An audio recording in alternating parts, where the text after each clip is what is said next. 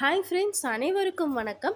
இன்னைக்கு நம்ம ஒரு சூப்பர்வான ஒர்க் ஃப்ரம் ஹோம் ஜாப் பற்றின டீட்டெயில்ஸ் தான் இந்த வீடியோவில் பார்க்க போகிறோம். ஸோ இது பார்த்தீங்கன்னா முழுக்க முழுக்க நம்ம வீட்டிலேருந்து ஒர்க் பண்ணிக்கக்கூடிய ஒரு சூப்பர்வான ஜாப் தான். அண்ட் பார்த்தீங்கன்னா நீங்கள் யாருக்குமே இன்வெஸ்ட்மெண்ட் பண்ணணுங்கிற அவசியம் கிடையாது.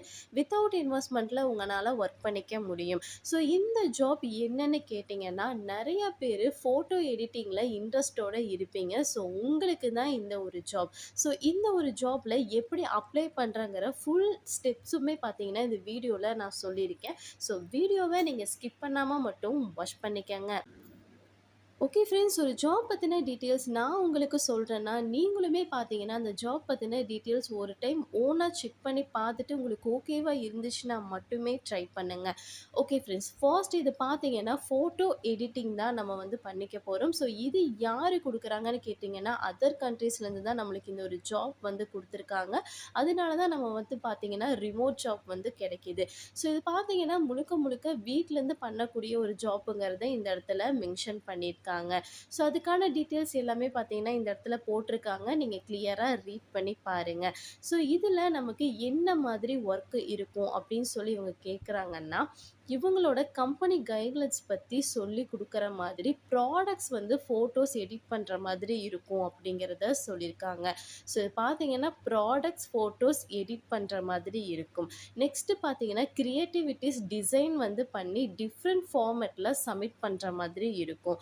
ஒர்க்கில் ஏதாவது ப்ராப்ளம் அல்லது ஐடியா இருந்துச்சுன்னா கம்பெனிக்கு வந்து ரிப்போர்ட் பண்ணுற மாதிரி இருக்கும். ஸோ இதுதான் பார்த்தீங்கன்னா உங்களுக்கான ஃபர்ஸ்ட் ஒர்க்காக இருக்குங்கிறத இந்த இடத்துல மென்ஷன் பண்ணியிருக்காங்க. ஸோ ஒன் பை ஒன்னாக கிளியராக ரீட் பண்ணி பாருங்கள். நெக்ஸ்ட்டு பார்த்தீங்கன்னா இதோட சேலரி டீட்டெயில்ஸை வந்து மெயினாகவே இந்த இடத்துல கொடுத்துட்டாங்க. ஸோ என்னென்னா 1 ஹவர்ஸ் வந்து ஒர்க் பண்ணால் எவ்வளோ அமௌண்ட்டுங்கிறத இந்த இடத்துல கொடுத்துருக்காங்க.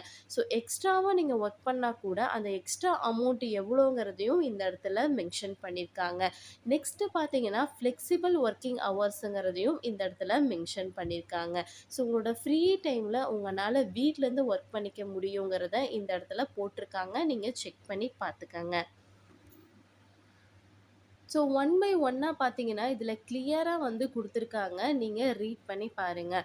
ஓகே ஃப்ரெண்ட்ஸ், இதோட மெயின் பார்த்தீங்கன்னா நம்மளுக்கு இங்கிலீஷ் கம்யூனிகேஷன் வந்து இருக்கணும். நெக்ஸ்ட்டு பார்த்தீங்கன்னா 1 to 2 இயர்ஸ் வந்து கிராஃபிக் டிசைனில் எக்ஸ்பீரியன்ஸ் வந்து இருக்கணுங்கிறத மென்ஷன் பண்ணியிருக்காங்க. நெக்ஸ்ட்டு பார்த்தீங்கன்னா ப்ராடக்ட் ஃபோட்டோஸ் வந்து எடிட் பண்ணுற மாதிரி இருக்கும். டீம் ஒர்க் வந்து இருக்குங்கிறத சொல்லியிருக்காங்க. ஸோ இதுதான் மெயின். ஸோ ஷார்ட்டாக சொல்லணும்னா இதுதான். ஸோ உங்களுக்கு ஓகேவா இருந்துச்சுன்னா நீங்கள் இதில் அப்ளை பண்ணலாம்.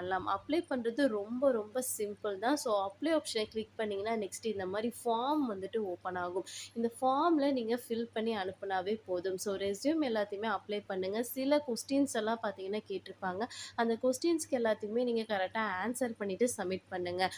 ஒன்ஸ் நீங்கள் செலக்ட் ஆகினா உங்களோட காண்டாக்ட் பண்ணுவாங்க. அதாவது நீங்கள் எந்த நம்பர் அல்லது மெயில் வந்து கொடுக்குறீங்களோ, அதாவது உங்களோட மெயில் ஐடி கொடுக்குறீங்களோ இல்லை உங்களோட நம்பர் கொடுக்குறீங்களோ அதை பேஸ் பண்ணி பார்த்தீங்கன்னா உங்களுக்கு கால் ஆர் மெயில் வந்து பண்ணுவாங்க.